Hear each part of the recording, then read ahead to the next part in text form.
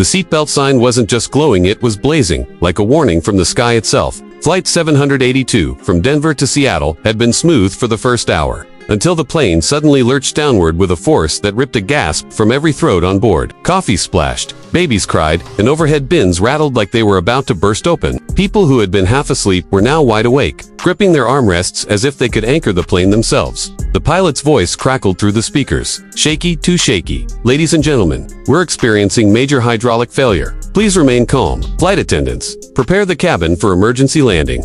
The words emergency landing rolled through the cabin like a cold wind. A woman somewhere in the back started praying out loud. A man whispered, "Not like this. Not today." A teenager put his hand over his little sister's eyes, even though there was nothing to see, only fear filling the air like smoke.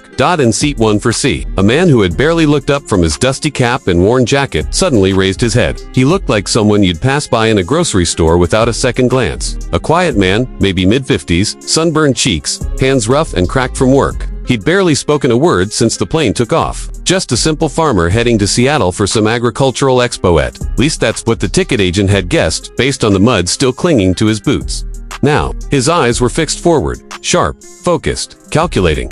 The plane jolted again, harder this time, and people screamed. The overhead lights flickered. Oxygen masks dangled like ghostly warnings. The speakers hissed. Then the pilot came back. Brace positions. Prepare for crash landing. Those 7 words ripped through the cabin like a blade. A mother hugged her son so tightly he squeaked. A businessman punched numbers into his phone, even though there was no signal. Someone shouted, "Do something." But no one knew who they were shouting at. And then the farmer in 14C stood up.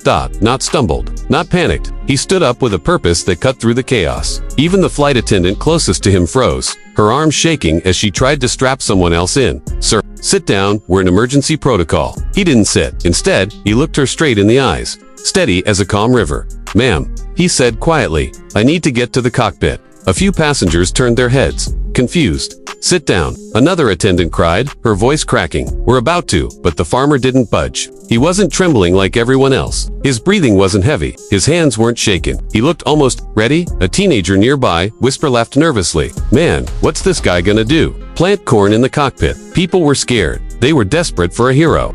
But they didn't know it could come in muddy boots and a faded flannel. The flight attendant tried again.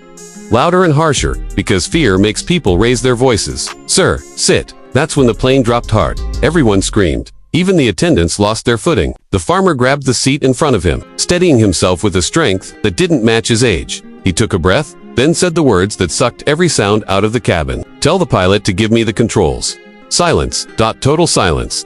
People stared at him like he had lost his mind. A businessman spat out, "Is this guy insane? Sit down before you kill us all." Another passenger shouted, "He thinks this is a movie." The farmer ignored them all. He reached into his jacket pocket slowly, carefully, and pulled out a small, worn leather case. Not flashy, not modern, old, like something that had survived more years than he had. He flipped it open. The flight attendant closest to him gasped. Inside was an ID badge. Not new, not shiny. A little faded edges bent, but the emblem on it was unmistakable. United States Air Force Senior Flight Instructor call sign. REAPR. The cabin collectively inhaled. He wasn't just a farmer. He wasn't even just a pilot. He was something else entirely. The flight attendant grabbed the intercom phone, her hands trembling as she spoke into it with urgency. "This is cabin crew. There's a man in 14C with an Air Force." Before she could finish, the cockpit door cracked open and the co-pilot peeked out, pale as a ghost. His shirt was soaked with sweat, his hands trembling. "We've lost primary and backup hydraulics," he said, voice shaking. "Rudders barely responsive. We're minutes from total loss of control." The farmer nodded once.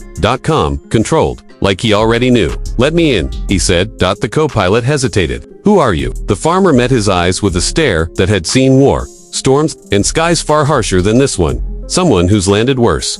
The co-pilot swallowed hard, then stepped aside. The murmurs in the cabin rose like waves. "Who is he?" He said, "He's the Reaper." "Is that real? Like military Reaper?" "Oh my God, please let him fly." A woman sobbed into her hands. "Please, please save us." The farmer didn't look back. He walked forward while everyone watched with breaths held as tightly as their seatbelts. For the first time since the turbulence began, people felt something other than fear, hope. When he reached the cockpit door, he paused, placing one hand on it. The plane jolted again, but he didn't waver. He turned to the terrified cabin crew and spoke in a low, steady tone.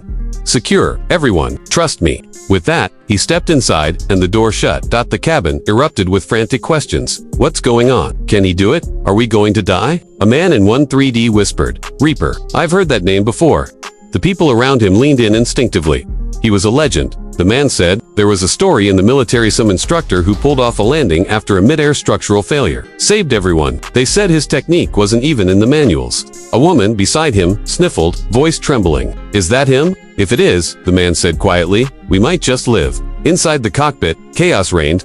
Red lights everywhere. Warning buzzers, screaming. The pilot in the left seat looked like he had aged 10 years in 10 minutes. Sweat poured down his face as he fought the trembling yoke. Who the hell are you? He gasped at the farmer. The farmer set the leather case on the dashboard, his fingers brushing the faded badge. Former instructor. Call sign, Reaper. The pilot blinked. Reaper, from Edwards. The farmer didn't answer with words. He slid into the co-pilot's seat and buckled in, his movements sharp and confident. His hands flew across the instrument panel with speed that didn't belong to a man who supposedly retired 20 years ago. You can't fly this, the pilot insisted. This is a commercial. I know what it is. The farmer cut in. And I know exactly what's happening. Your left hydraulic manifold failed first, didn't it? The pilot stared at him. Double quotes. How? Because I taught emergency response procedures for this aircraft's predecessor.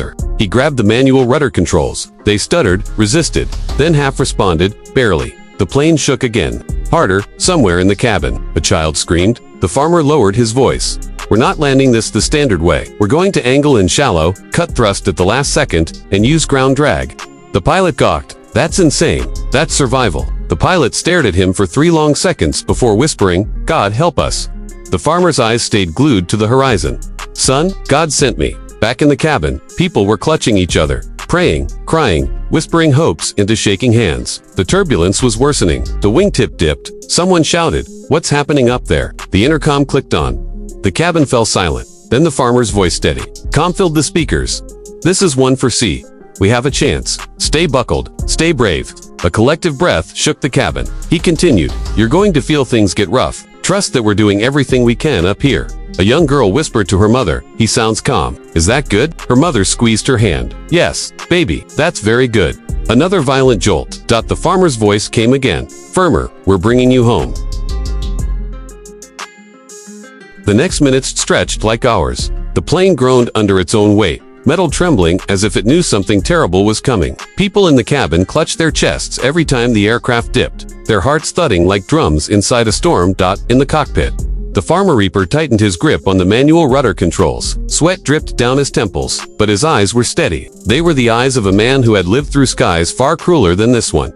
The pilot beside him wiped his brow with a trembling hand. We're dropping altitude too fast. I know, Reaper muttered. We're not lined up with the runway. I know. We're losing thrust. Reaper shot him a look sharp, commanding, the look of someone who didn't need instruments to understand an aircraft's soul. Trust me. The pilot's mouth shut instantly. Reaper always had a way of doing that, making even trained men fall silent. Something in his voice, something in his presence, something in the way to years he didn't talk about.